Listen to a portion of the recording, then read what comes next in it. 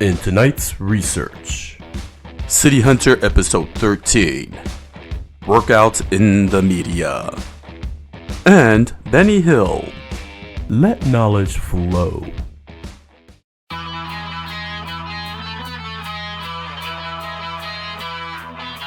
Hola, minasan! Welcome back for another round of City Hunter research.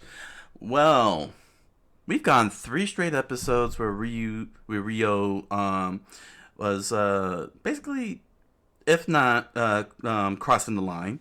And I did warn early in the research that when doing lecture jokes, which is very prevalent in anime, you have shows like Ramon Half with Hapasai, Kanakamatsu is another one with the accidental pervert type of thing.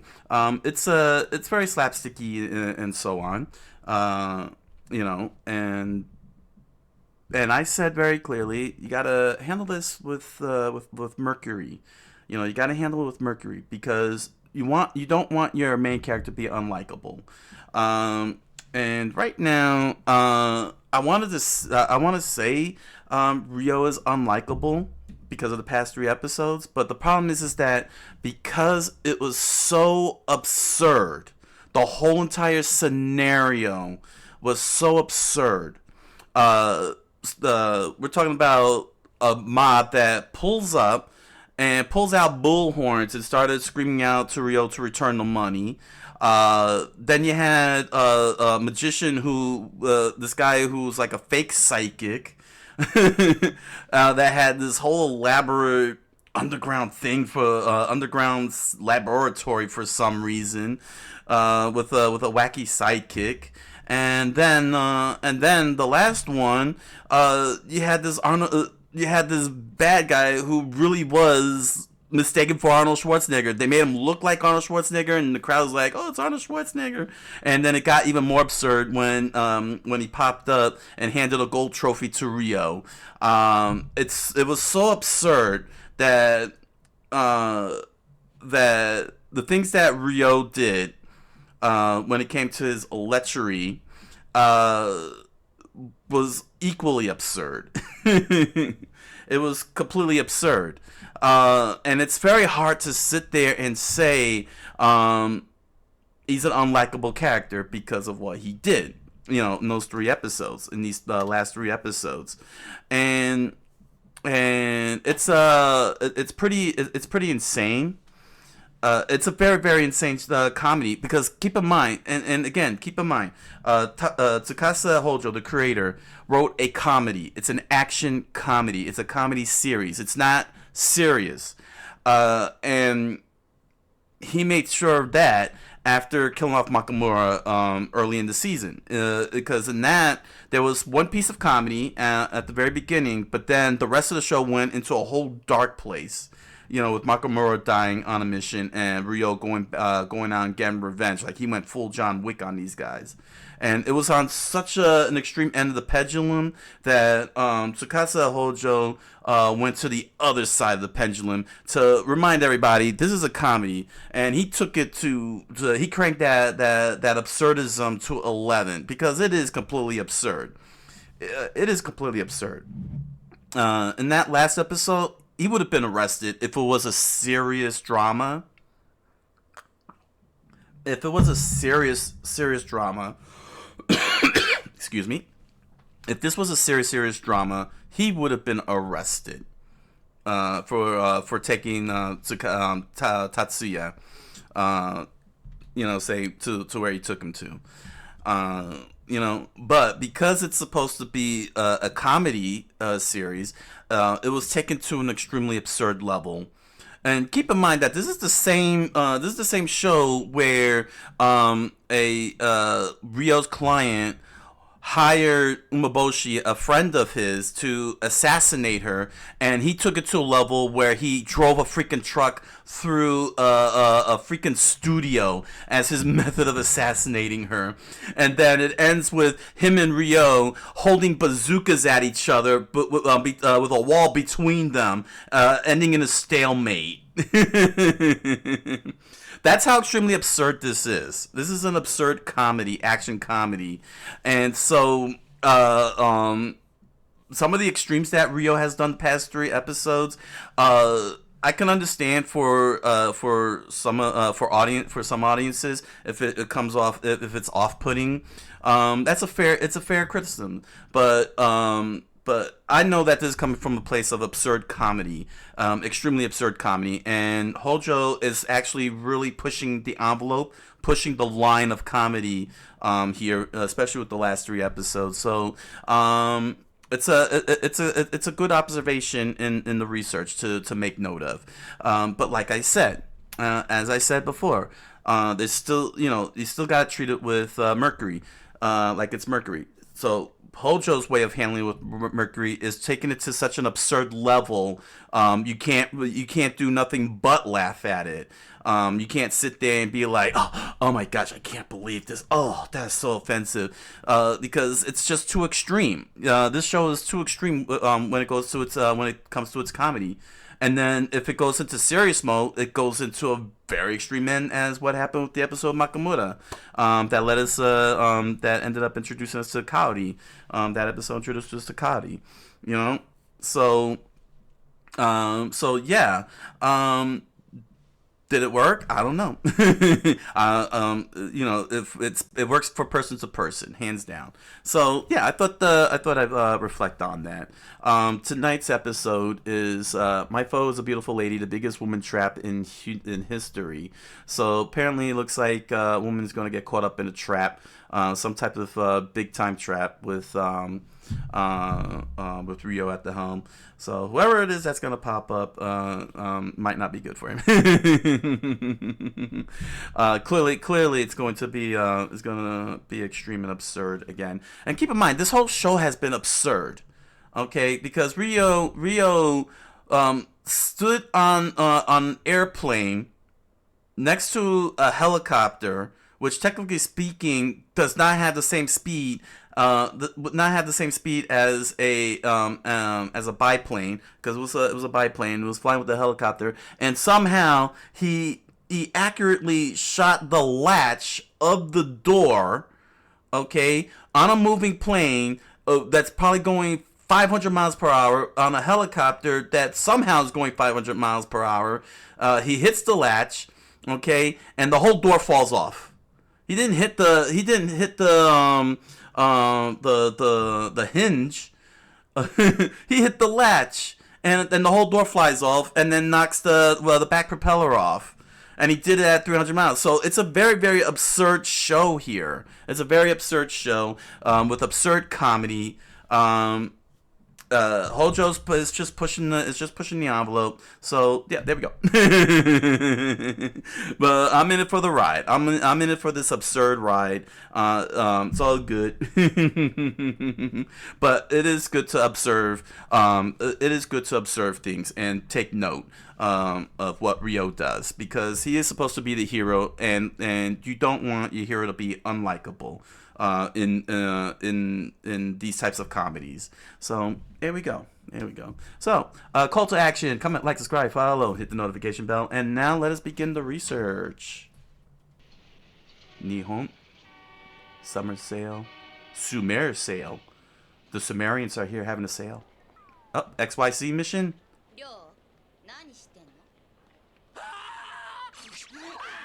What the hell?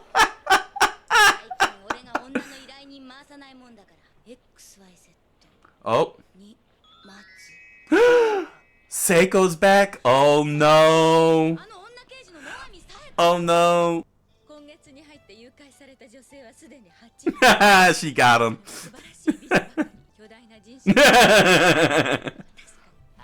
So there's human trafficking coming, happening again.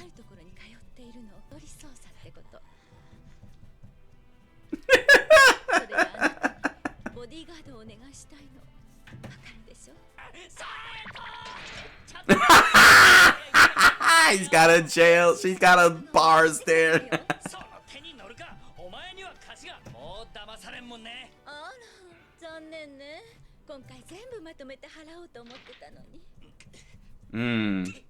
Got him. Oh, almost. Because you get him killed.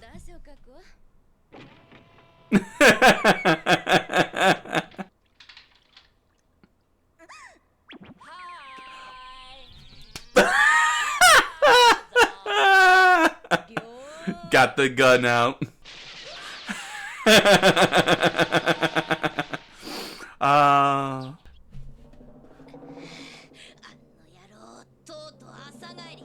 You see, this is what I'm talking about. This is absurd comedy. You know, this is not a serious show here. This is just way too absurd. It is way too absurd. And yeah, Hojo is pushing the envelope, but look how absurd this was. This was way too absurd. I can't really take this seriously. I'm enjoying the ride. I'm just enjoying the ride.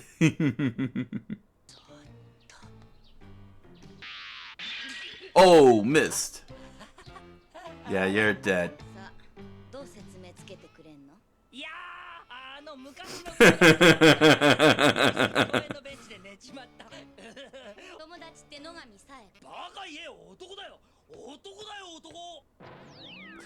Oh no. Panty raid.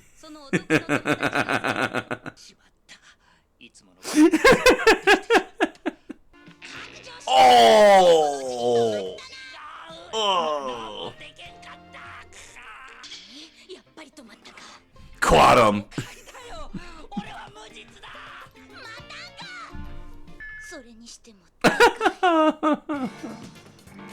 Is she still trying to? Oh no. Dude, she knows how to play. You are as easy to read as a book. Stop carrying that around, Cody.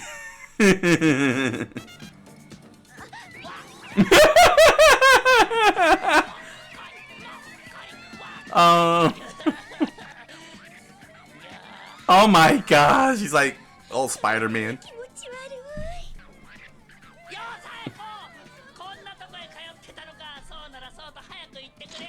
Oh!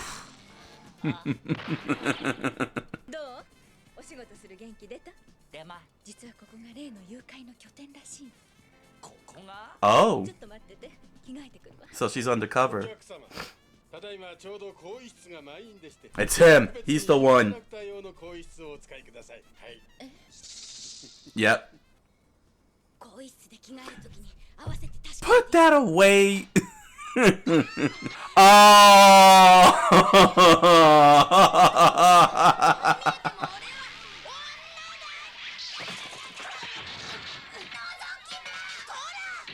Wow.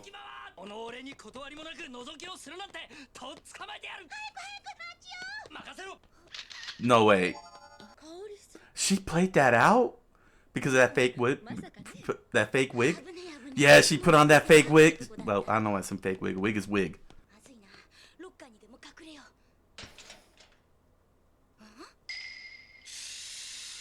Oh, that's how, huh? That's why they tell them to go to the men's locker room. Oh, so you didn't know I was until I donned the mask.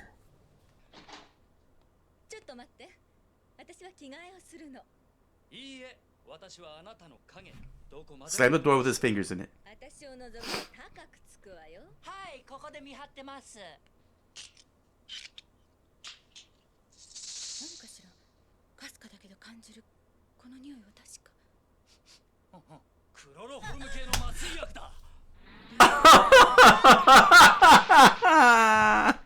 How did he get in?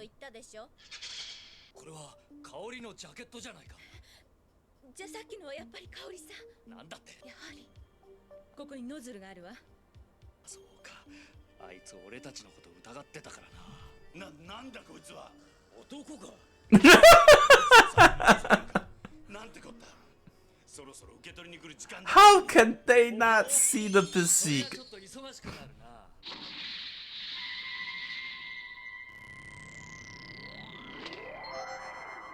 Nice. Distracted them. Mm.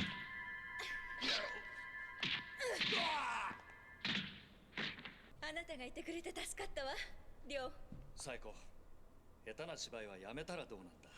初めっから香りをおとりに使う気だったんじゃないのか。そうすれば嫌でも俺はお前に協力しなくちゃならん。どうなんだ。 Good. そんなことすると思って。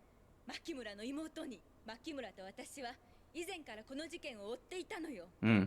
Yes. おとり捜査が失敗して And it cost him his life. 人警官が殺されてしまった。 Oh, wow. その責任を問われて牧村は Wow. この捜査は私たちにとっては牧村の敵討ちでもあるの。すまん。でも初めて見たわ、あなたの取り乱すところ。そりゃ牧村から預かった大事な妹だからな。よし、こうなったらとことん付き合うぜ。りょう For Makamura. そいつか。お待たせしました。そうでしょう。これで決まりですね。よし、運び込め。すぐ出発するぞ。へい。りょう、香織さん大丈夫かしら。今頃は大変だろうな。奴らの方が。も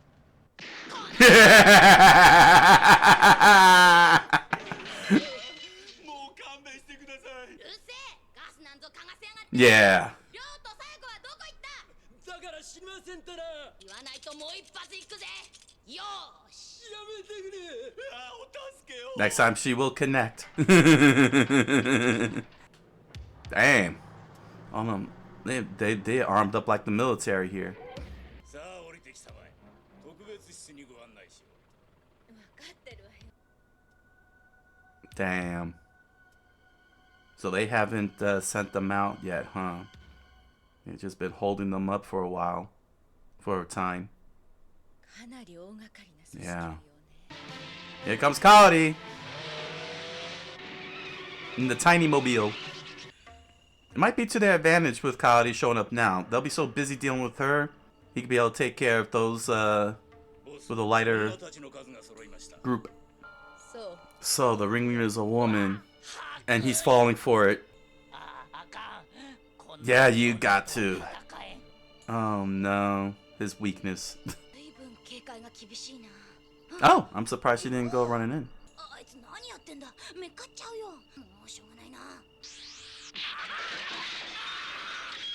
Wow, Kaori.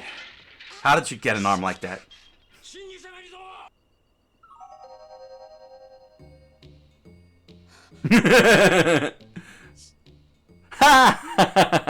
この男は私が直々に取り調べる。しかしボス。おや、なんだいそのネクタイは。趣味の悪い。シベリアへ飛ばされたいのか。お許しを。 I just love the way the henchmen run. いいのかい。俺は決しておとなしくないぜ。好きよ、そういう男。どうだ、いたか。こっちにはいないぞ。もっとよく探せ。おお。俺の恋人がここにさらわれてきたんじゃないかと思ってね。まあしかしそんなことはどうでもよくなっちまった。なぜ？ Because of you. 嬉しいわ。私もあなたを一目見。それにしてもわからん。あんたのような美しい人がなぜ誘拐なんかやっているのか。女たちは自分より美しくないものを虫けらのように思っている。そんな仕打ちを私は許せないのよ。 That's a weird take. Well, she got him into the cells. この人ね、あなたの恋人って綺麗よ。さすが。あんたに比べたらどうかな。ありがとう。あなたの気持ちよくわかったわ。いらっしゃい。参ったな。ボスがあんな美人だと。あなたは彼女より私を選んでくれた。私ってそんなに素敵。 Kaori's in there. Wow, what are the odds? 最後だけじゃ飽き足らず。何の真似だ？苦しいの。古い手だ。猿芝居はやめな。 Damn. あら、わかっちゃった。Not everyone's Rio. なかなか魅力的な暗夜だが癖が悪そうだ。わあ、ニヒル、かっこいい。そうか。Oh, got him. And there's the keys. 癖の悪い足でごめんなさい。あなたが本心から私のことを思ってくれているなら証明してみせて。うわはーでこんなに順調にことが運んだことがあっただろうか。いやない。悪い女。美しさは罪なものだ。男の心を惑わせる。Trying to be smooth. 君の美しさの前には許せね We all know he's gonna go bonkers. 後悔しない。え。もうしたよ。君に早く出会えなかったことをね。一生話さないよ。Cody jumps out.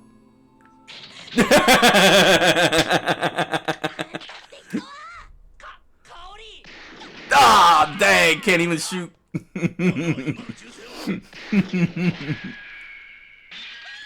Well, there's luck. Oh no! What? おっぱいがない。 No! 慣れたものは。何をごちゃごちゃ言ったのか。いやー。俺は女だ。怖いよ怖いよ。女ボスは男だ。 Wow! 男？あーやだやだ。もうこんなとこやだ。早くお家に帰りたい。 Wow! He 香織さん、どうしてここへ？ he's traumatized. Dang. りょう、それがオカマのボスとキスしそうになったみたい。あの女ボスが男？あーもうこんなおかま屋敷やだ。 Wow! そりゃショックだろうな。屋敷内だ。屋敷内を探せ。りょう、大勢の美女があなたの助けを待ってるわよ。そうか。俺には大勢の美女という気が。あの窓の向こうよ。言えば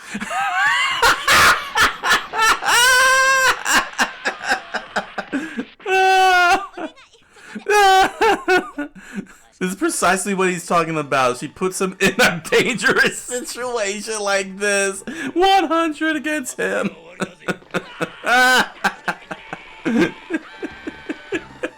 これで脱出するのよ。 It worked.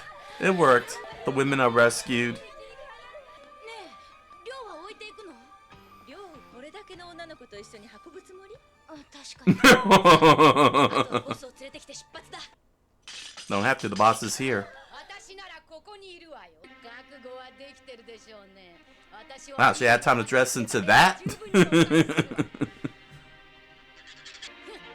そんなナイフで私の無知に勝てると思ってるの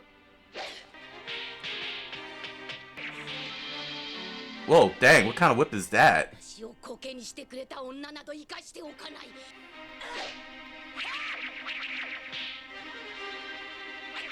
So she's a narcissist. Got it.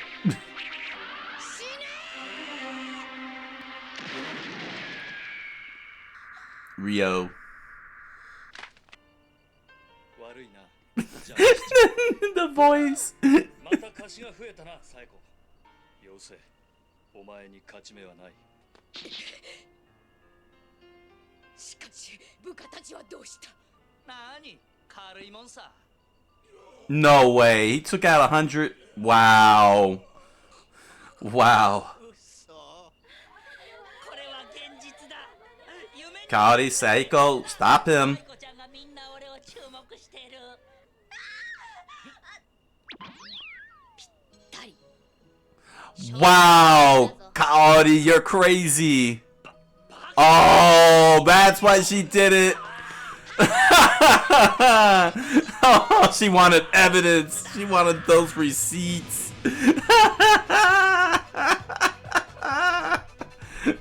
Gosh, she didn't care about any of that. She's like, you lied to me. That was ridiculous. It's hard to explain how ridiculous this episode was. I mean, seriously, it's getting more and more absurd every step of the way, and it's just giving you a roller coaster right at this point. Today's episode, Saiko is back, and yeah, Ryu is losing his mind in this instance here. He's out of his gourd, but he did have a serious moment because they brought up Makamura. But one of the things that they went to deal with the next case. Sayako is trying to stop a human trafficking ring that was going on at an aerobics studio, and Ryo agreed to help her out on that, despite the fact that he had that one whole big weakness. But this isn't anything new. Exercising in media has been very, very prevalent for at least the 80s, 1980s. And it's been featured in a lot of media, but it also had its own videos and so on. But one of the most common tropes when it comes to fiction, according to TV tropes, that always occurs, is called workout fan service. Workout fan service. It's very. It happens a lot in media, music, books, television, comics. As you can see here, this comic panel. If we could. Oh no, sorry. Here we go. Coming from Batman Incorporated. This little panel here with Selena Kyle, Bruce Wayne. Exercising and showing off their physiques. So it's very you'll see that especially in superheroes or any type of action film with your action hero doing exercises. One good example happens to be Terminator 2: Judgment Day, where we get to see Linda Hamilton when she was instituted at a psychiatric ward, and she's like pumping iron. She's like doing pull-ups right inside the whole thing, and she turns around, all of a sudden her muscles are all flexed out and everything. That's an example of workout fan service. A lot of people were like, whoa, Linda Hamilton, compared to how we were introduced to her in the first Terminator movie. Another good example is the film from India called RRR, where our main protagonist, when he was holed up in a jail cell, a very unique cell, which had like a little sunroof thing, and he just grabbed the whole thing and just started doing pull-ups on while the British guards are like mocking him and everything, and my man's like, drops down just like Linda Hamilton. He turns around, he's like all buffed and everything. That's basically two examples of workout fan service. It gets male and females going, ooh, look at those muscles, look at them flexing. Oh, look at that posture. TV Tropes says an athletic character working out or practicing a sport is an excellent opportunity for fan service. It gives ample opportunity to watch sweaty bodies in constant motion, labored breathing, and muscle flexing. This is a very common way to introduce stealth fan service in works where it would otherwise be jarring to the audience, and it is especially popular in action movies or shown in anime, where it makes it easier for the guy to persuade his girlfriend to join him. They don't have to be muscular, like, overly muscular like this either, though they often are. They just have to be working out. Often they're shirtless, or if the character is female, she's only wearing a sports bra and yoga pants. Even if they aren't shirtless, they're usually wearing very minimal or form-fitting clothes. Now let's bring up Okurun, because we watch him exercising, okay, and it could cut, and one can say it is very fan servicey, but the thing is, he's wearing a full his uniform, his school uniform. He's exercising and sweating in his school uniform. He's not even wearing workout clothes or anything, because that is within character. He wouldn't change up like that, because he has such a meekness to him. He's not a weak character, but meek, meek, meekness to him. He's like, So we get a nerd version, I guess, of workout fan service. Female characters aren't excluded from this either, but it's slightly more common for the character in question to be male. When this trope is used for females, expect women in the gym to be lean, toned, and fairly buffed and muscular, but not overly bulky, and doing exercises such as flexibility training like yoga and Pilates cardio training on treadmills and calisthenics, like sit-ups, push-ups, squats, and jumping jacks, in addition to strength training with weights. In addition, when the characters are female, expect their grunts to sound less like they're working out, more like, oh no. Oh man. When they decide to work out, it can easily be justified as their way of training for a fight. They'll need to get their bodies into shape, which is true for action heroes. Yeah, Okurun as well. You know what I'm saying? Granny Bayonetta, also named Saeko, funny enough, told him to do a one punch man regiment, while he had Granny, Turbo Granny's powers, and do 100 push-ups, 100 sit-ups every day, and he does it very rigorously every time we see him. When they decide to work out, it can easily be justified as their way of training for a fight. They'll need to get their body into shape so they get a better handle on the physicality of a fight. It also allows them to wield melee weapons more easily, and it could be his way of honing his superhuman skills or dealing with stress. But let's face it, we're only really interested in the idea of a bare-chested, hot, sweaty, muscly guy or a strong-toed, curvy girl sculpting their abs, sculpting their arms, sculpting their legs, or improving his or her game in front of us, and then pull off the JoJo pose. Pull off the JoJo pose. So yeah, there have been movies, especially movies that were focused around bodybuilders. The one with Arnold Schwarzenegger and Lou Ferrigno comes to mind. It's not Stand Tall, and it's not Stay Hungry, or The Hustler of it's Pumping Iron. Pumping Iron is it's like the quintessential film, bodybuilding film. It was the introduction of Arnold Schwarzenegger, who was going up for. At this time, he was in his Mr. Olympia days. And that's him. This is him. This is Arnold Schwarzenegger. A very, very young Arnold Schwarzenegger. 1977, Pumping Iron. Him along with Lou Ferrigno and other famous bodybuilders at that time were all on hand, giving their takes on bodybuilding and so on, and showing off their physiques as they pump iron. I think this is I guess it's the most recent one, Generation Iron, 2013. Most notably bodybuilding film since Pumping Iron. Well, I didn't hear about that. Phil Heath and Kai Green were the modern-day Schwarzenegger and Ferrigno, letting the weights and sparks fly as they went head-to-head for the Mr. Olympia title. True bodybuilding fans know how it ends, but I don't want to get spoiled there. Then, of course, you have like My Magnificent Obsession in 2015, The Comeback in 1980, which is Arnold. It made his attempt at a 7th Mr. Olympia title by making a surprise last-minute entrance that year, because he had retired from the last research covered. He had retired at this point to pursue acting. Hercules in New York was his acting debut, and he was going to do Conan the Barbarian, so he decided to do Mr. Olympia one more time, which shocked everybody. But yeah, throughout the years, there has been a lot of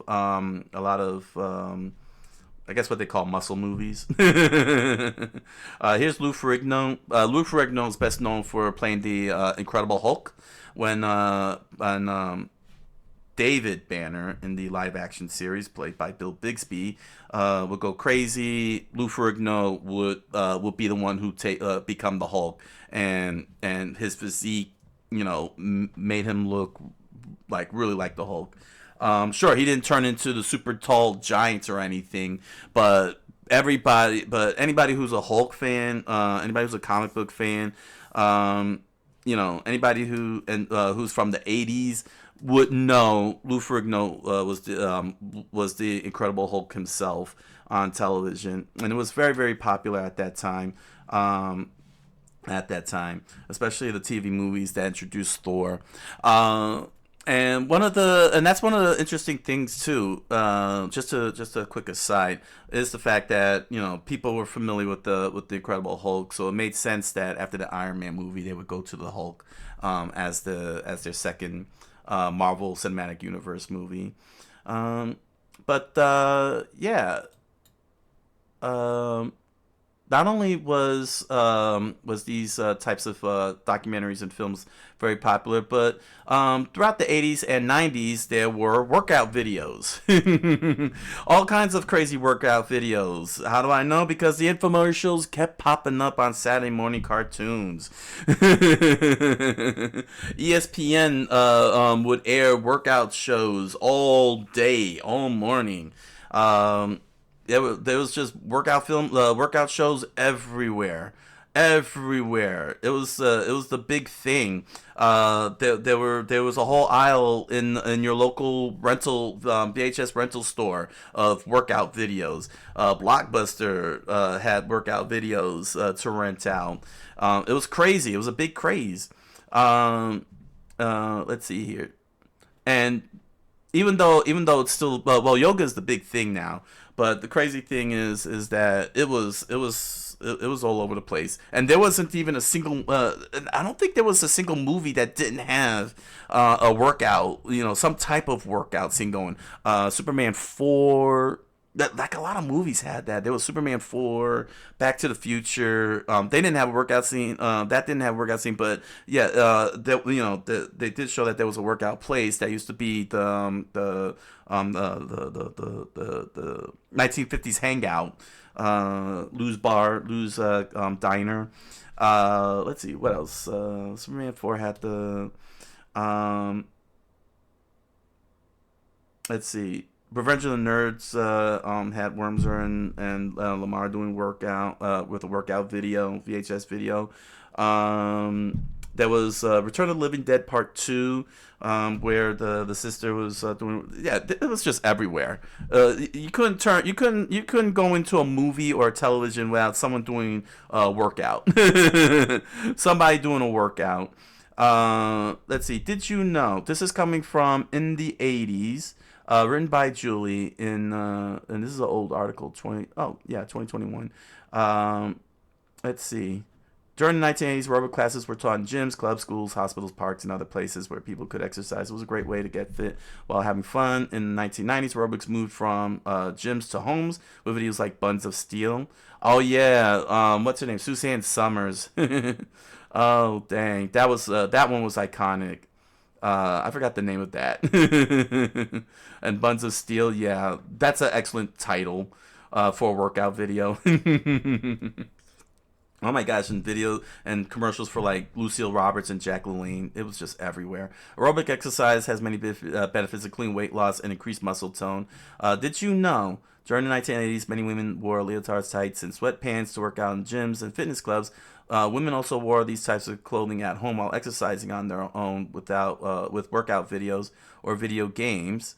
In terms of video games, yeah, there were video games. Nintendo released their own version of a game mat, controller mat, and they had the games like World Class Track Meet and of course Dance Aerobics.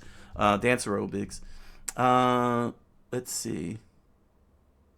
Where were we at? Here we go. Athletic clothing was very popular during the 80s. Leotards are tight, stretchy garments that cover the entire body except the hands and feet. They can be worn over or under clothing and are very comfortable to wear during physical activity. Sweatpants are loose-fitting pants made of thick cotton or synthetic material. Tights are tight leggings that come up to just below the waist and extend down to just above the ankle. Workout videos in the 80s. During the 80s, people wanted to exercise at home. They could do this by using workout videos. There were many different types of workout videos available during the 80s. Some workout videos were filmed live, while others were pre-recorded. Workouts featured in these videos include aerobics, strength training, and yoga. Many people also use exercise equipment like dumbbells and barbells at home to help them lose weight and get fit. Exercise equipment was often sold in fitness clubs and gyms. These pieces of equipment could also be purchased from stores that sold sporting goods or health and beauty products. let's see. Aerobic dance became very popular in the 80s, most definitely, because it was a fun way to get fit while having fun. Aerobic dance is an aerobic activity that combines different styles of dance with aerobic exercises like jogging, jumping, running, hopping, skipping. People also dance to music in groups during aerobics classes at fitness clubs and gyms. Aerobic dance is a great way to get fit because it is a low impact on the joints, so it doesn't put too much stress on them as other types of exercises do, such as running or jogging. Fitness instructors in the 80s. Yeah, these fitness instructors in the 80s made a name for themselves. Like, they were household names. They were pop culture icons, like legit icons. If you were to say their names, you would say, "Oh, wasn't they the fitness guru or fitness instructor?" and so on. Let's see. Jane Fonda. Ooh. Was a famous fitness instructor during the 80s. She was a well-known actress who made exercise videos in the 80s. Jane Fonda is one of the first celebrities to create exercise videos. She also created a workout program called Jane Fonda's Workout in 82. She produced a video called Jane Fonda's Workout New Beginning, and that video sold 2 million copies. Now, around this time, music videos ended up happening. And one of the most famous of music videos was Olivia Newton-John's "Let's Get Physical," in which the whole setting was a workout, was a fitness center, and Olivia Newton-John was, of course, doing aerobic workouts. She was in the aerobic outfits and surrounded herself by people doing workout and so on. It's a very, very iconic music video. So it was pretty much everywhere. That's how everywhere aerobics is. And that combined with Jane Fonda really, turned it into a household staple. Another one who was very famous is the late Richard Simmons. He appeared on Tonight Show. He did Sweat into the Oldies in the 90s. He had his own TV show in the 80s as well. He was very charismatic. He's one of the most well-liked fitness gurus out there. Like, he treated everybody with kindness and respect and everything. He was like the Mr. Rogers of workout of aerobic shows. Of fitness gurus. He was like that. That's the best way I could liken him. Denise Austin. That's another big name. She had a lot of video VHS tapes like Jane Fonda. These others I'm not familiar with. That's why. That's why. Brooke Burke was in the 2000s. Suzanne Bowen. She's the one who helped popularize Pilates, and Mandy Ingber teaches the Body by Workout series. Never heard of her, unfortunately. She probably came in the 2000s when the peak of aerobics started waning down. Aerobics culture started, pop culture started waning down and everything. Yeah, it was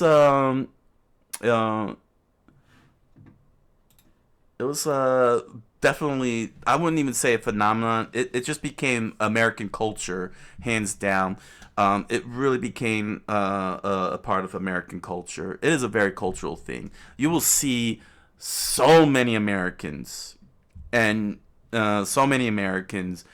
exercises, whether it's jogging, yoga, weightlifting, any type of exercise. We are definitely a very exercise-centric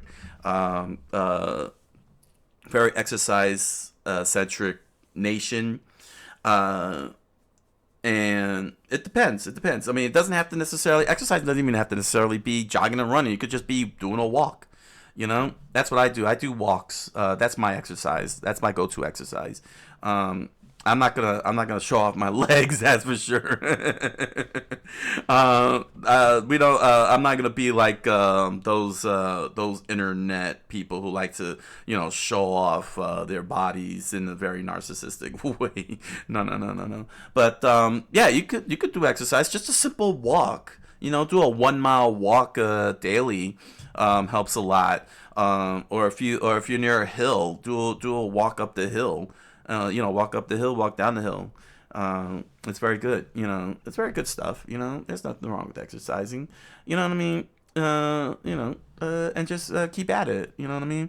But that's how it was. That's how aerobics came to be in popular media, and it really did spread out clearly because in Japan, they really leaned into that, as we've seen in today's episode. Where we got an extreme case of absurdity, like way big absurdity. Like the comedy ramped up very big. And one of the most notable absurdist comedians who has a similar type of slapstick that Ryo does in City Hunter happens to be Benny Hill. Benny Hill is a very, very well-known comedian here in the U.S. He's from Britain. All of his comedy was based in Britain, like it was on BBC and everything. It's called The Benny Hill Show. And it used to come in the 80s. They used to air his show here in the 80s. And it was just outright silly whenever I get the chance to see it. It would be aired in syndication here in my neck of the woods. It's Channel 9, and it would be aired like at 11 p.m. And being a kid, if I was able to catch it, I'll be laughing at all this stuff. But he is one of the world's most successful comedians. I agree. He has been seen in over 130 television channels throughout the world. Television, he's famous for the Benny Hill Show. For the Benny Hill Show here, which is very iconic. You've seen a lot of references to his show. You probably might have seen it, especially on YouTube. If you hear the theme song, that's coming from Benny Hill Show. Especially when you see people running at super high speed and everything, or walking at high speed and everything's all sped up. That's coming from the Benny Hill Show. That's where it originated from. That's how iconic his show is, that it gets referenced very easily. Another thing that he's best known for is, of course, lecture comedy, where he would, lecture on the women, but the women slapped him, and then he just tumbles all over the place and falls all over the place. This is a compilation from Nautilus Travel TV. 2 hours worth. We're not going to play 2 hours worth, but I'll show you some samples here. As you can see, he started this channel started right off the bat with with bikini clad women stepping all over Benny Hill. This is Benny Hill right here. So here he is. He's trying to hit on her and everything, and slap. And now you see he's like stumbling about and everything. He's all confused. It just goes back. And it says, how to pick up girls. That's the joke. That's the punchline. He's reading the book saying how to pick up girls. So he literally picked up a girl. It's that type of comedy it is. It takes phrases like that literally. Then you get the slapstick going. That's the type of shtick that happens. He's like, I don't get it. It says how to pick up girls. Oh man. Let's see. Let's get past this a bit here. Let's see. The nurses. There's always the nurse bit that he does. So he's faking the whole thing out, and he's trying to get steal a kiss from them. They're doing the CPR, but then they switch out. He's like, I know CPR, and it turns out to be and he's like, no, that's not my gig. So that's a type of comedy he some of the comedy he does. What else has he done? In Case of Fire, Break Glass.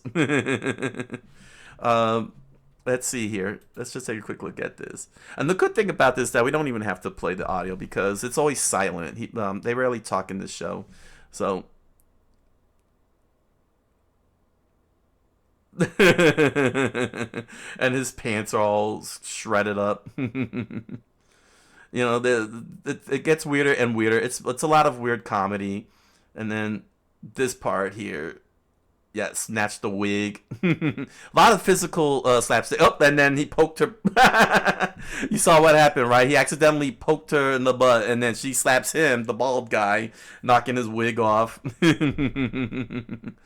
That's how extremely absurd it is. His comedies can get. So yeah, that's the styling of comedy shows like Benny Hill and City Hunter do. Um, and he also has done film as well. He made appearances in films like Those Magnificent Men, Their Flying Machines, Chitty Chitty Bang Bang, which is a Disney film. Light Up the Sky, The Italian Job as Professor Peach. And he has done theater. He played the leading role in Paris by Night at the Prince of Wales Theatre in Britain. So he was very well known.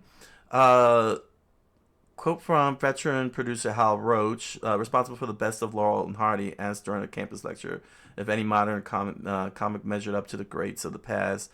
I guess there's only one Benny Hill. His accolades over the years, Benny and his show received acclaim from entertainment industry in the form of many national and international awards such as ITV Personality of the Year, BAFTA Light Entertainment Award for Production and Direction, Kraft Award for Best Script, BAFTA Award for Best Light Entertainment Program, TV Times Hall of Fame Award, BANF Festival Best Comedy Award, Golden Rose Montreux International TV Comedy Prize, and Charles Chaplin Award for Comedy. His IMDb shows he was born Alfred Hawthorne Hill. It was his grandfather who introduced him to burlesque shows and theater from where the young Benny Hill was to draw. This comes from IMDb. Much of his comic inspiration after his national service with the Army during World War II. He's a veteran. Thank you for your service. Benny came to London, adopted the stage name Benny Hill, and began appearing in variety shows. He briefly formed a double act with Reg Farney and did radio shows. His comedic timings and impressions have always been like the stuff of legends. Like he's full on physical comedy and slapstick, and weird things start happening all over.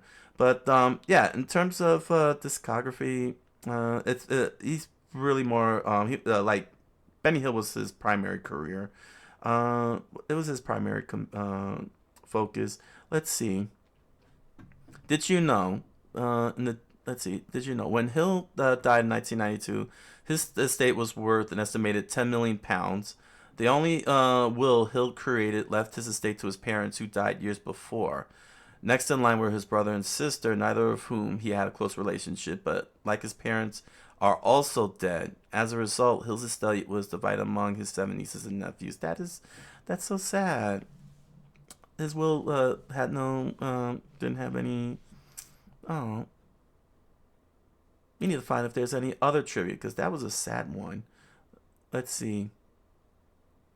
Despite his wealth and success, he never owned a car, did his own shopping, lived in a 2-room apartment, but never used the second floor. According to one of his obituaries, he once refused to repair the leaky roof in his mother home because it was too expensive.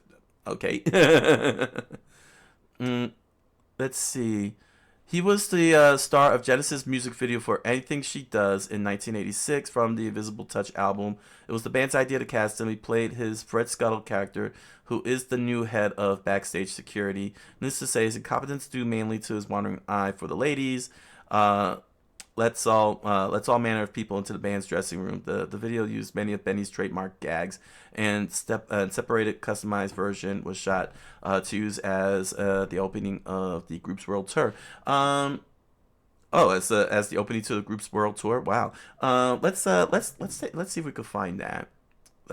We'll close it out by taking a look at his Fred Scuttle character as another example of his work. Let's see here. Oh, wow. Benny Hill is in the thumbnail. Wow, he's in the thumbnail. That's cool. Let's see. Let me make sure this is... Okay, it's muted. Here we go. Just a quick couple of scenes here, because, again, we don't want to get tagged for copyright. But here's Benny Hill. Here's Here's Benny Hill in the Genesis video. There we go. So he's supposed to be standing guard in the dressing room, and he's supposed to be letting people in. As was in the 80s, they do the skits, the opening skits. Here's the band Genesis. There's Phil Collins, a very, very young Phil Collins. Let me channel my Phil Collins face. the Phil Collins album cover. So the music goes underway, and this is where the absurdism starts to happen. He's trying to keep them out of the dressing room, but they coax him apparently. And as she's seducing him, look at everybody filing in. Oh my gosh. And he doesn't realize that he let all those people in. So that's a sample. Here's another sample here. Yeah, he got tricked with a pizza. All while they're doing this thing. Yeah, they're all tricking him, and he's just letting them through so easily without even doing a background check. So that's the legendary Benny Hill. So absurdist slapstick comedy. That's precisely what City Hunter is. It's an action comedy. It's a slapstick comedy. It's hilarious. It gets very, very absurd and overly absurd, and it's very, very hard to really get angry at it because the scenarios and behaviors are just so Benny Hill and so beyond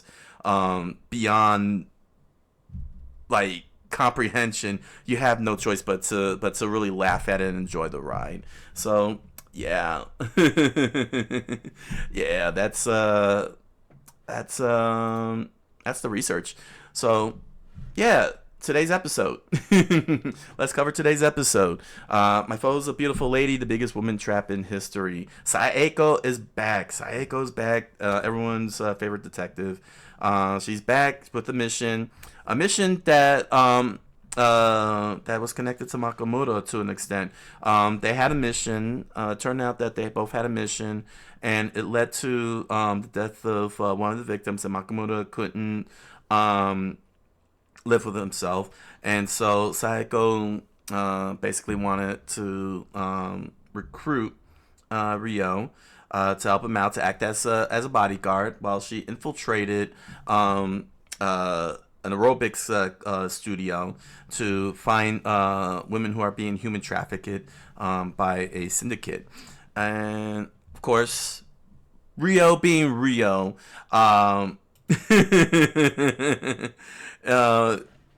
Coyote's trying to keep him from accepting jobs involving beautiful women because, she's trying to keep his insane lechery away.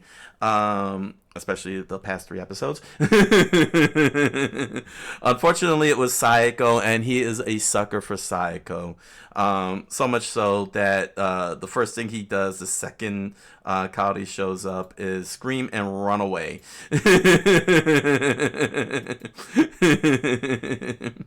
And she saw that as Saeko, so yeah, this is part of the absurdism here. Saeko is seducing him. She's seducing him, and naturally he ends up freaking out, and he just jumps right for her like he always does, only to be caught up in a cage.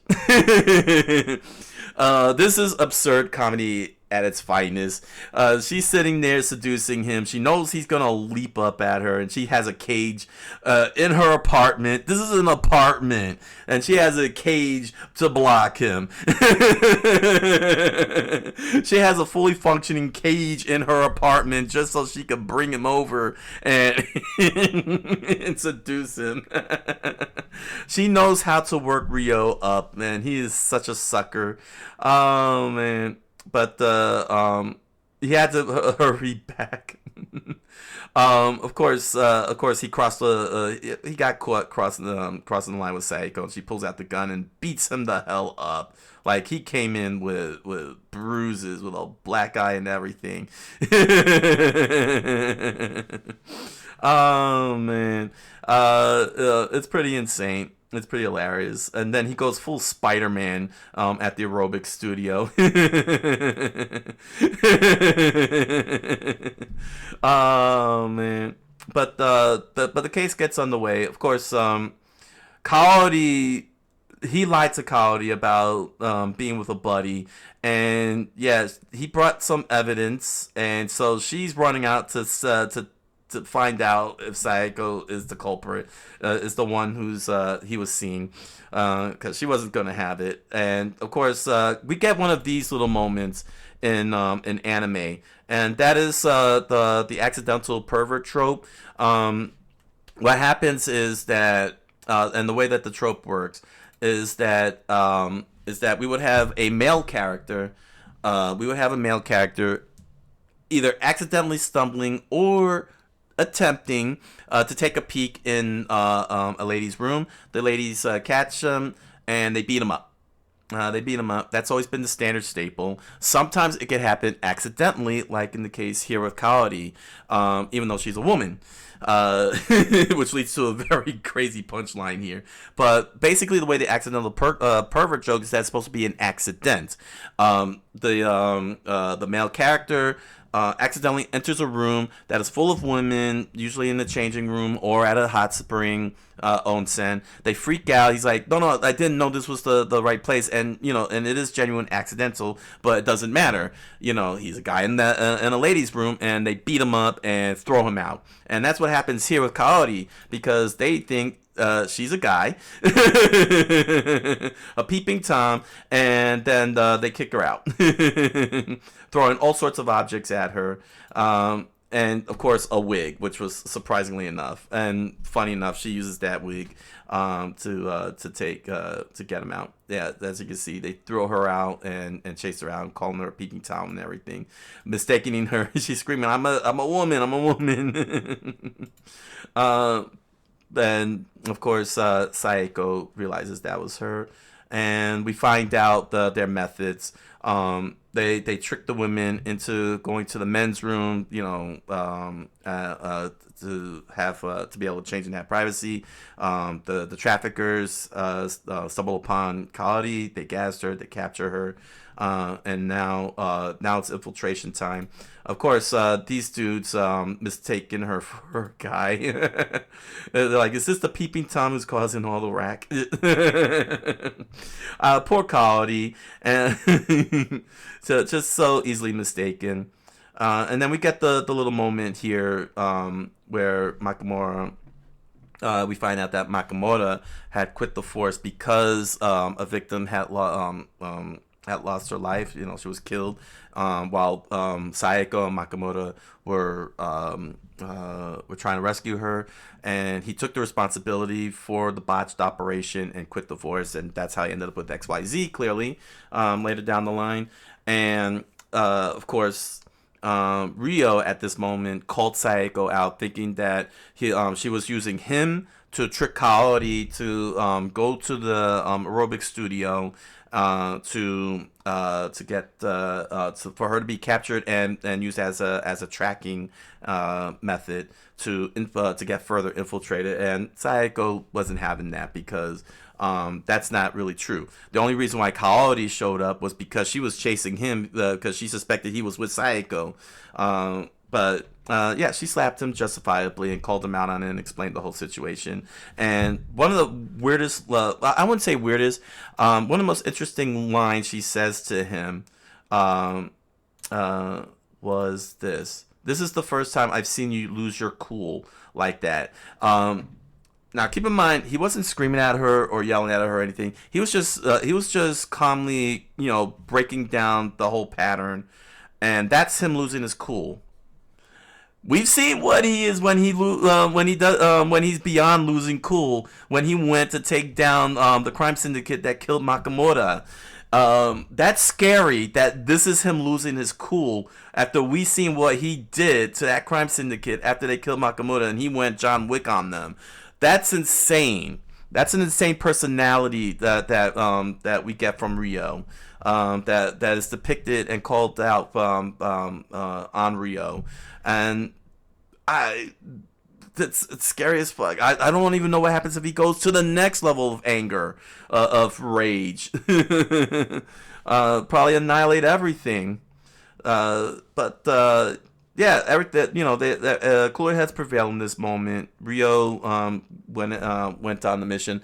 Of course, they left Kaori behind after tying up these two, and she, of course, with her marksmanship, scared the living crap out of them and got the info. So now they're at the mansion. They find out they were able to infiltrate.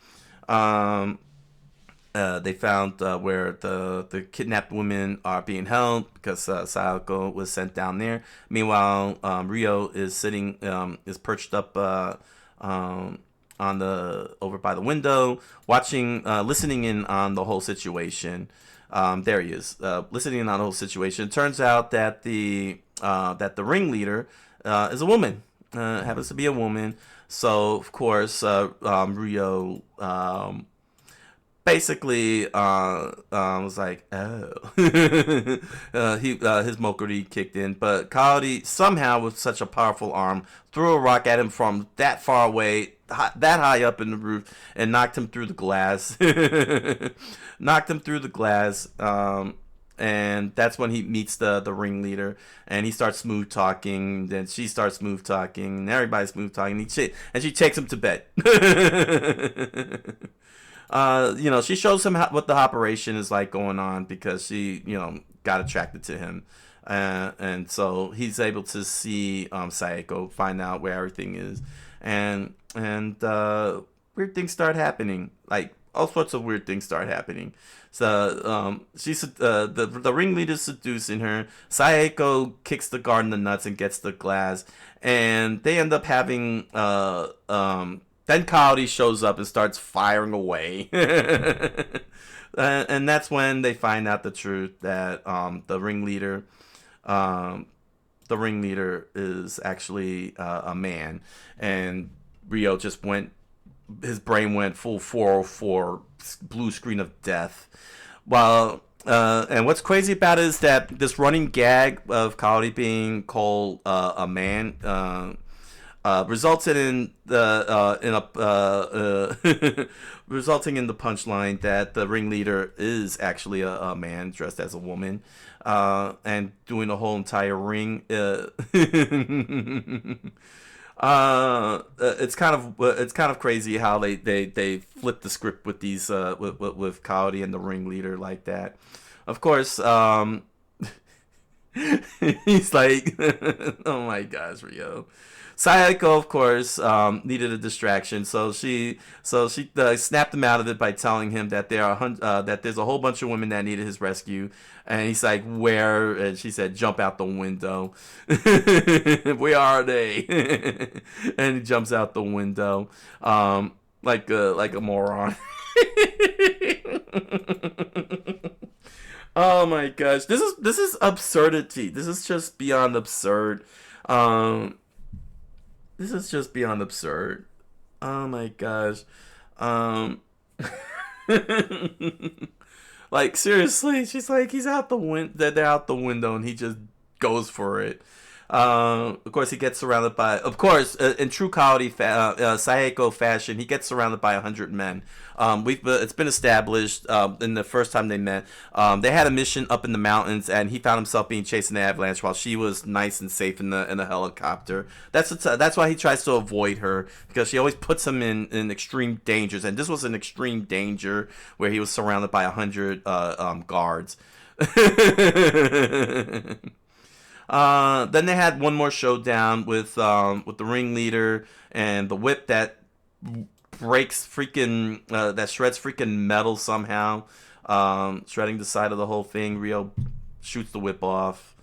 Bad guys destroyed, women saved, and Kaori found out the proof. Oh man, she's been carrying that bra all throughout the show just so she can get the receipts. She wants the proof. The absurdity of it all. Oh man, and of course she chases after him because he did lie to her. He lied to her. Oh man. Kaori is a determinator. She is determined to keep Rio away from all of them. She's doing the good work here. She's doing the good Lord's work here. So yeah, definitely a very, very funny episode. One good moment of character development regarding Makamura. Learning more about him, gives Sayako more character development because she felt that this mission would honor him completing it and redeem him, and being a great friend to Makamura. Rio joined in to help redeem that botched mission that he took responsibility for and quit the force. And the characters were funny. Characters were good. Sayako, as always, a delight watching her, wrapping Rio around her pinky and just putting a cage in the middle of her apartment to block him out. Oh my gosh. Oh man. So yeah, good. A good rebound from the previous 3 episodes, where the line was where the rubber band was very stretched, the envelope was really pushed very, very hard. It's back to where it should be. No more envelope pushing, please. No more envelope pushing, City Hunter. Handle the mercury. Handle the mercury properly. So head on over to BarnesandNoble.com and Amazon.com and grab yourself a copy of The Impossible Man, a strange fantasy novel written by me. You'll find links to the novel in the description down below, along with links to other merch such as pins, stickers, t-shirts, music. Enjoy the products. Thank you for your patronage. And if you happen to have a copy of the book and did a YouTube video on it, thank you very much for that. I look forward to seeing the video and your take. And if you're interested, you could join me on my live multi-stream on Twitch and Kick every Monday through Thursday, 10 o'clock p.m. Eastern Standard Time. I look forward to hanging out with you. So until the next City Hunter research, thank you all for joining me, and I wish you all a good night, a buenas noches, and oyasumi nasai.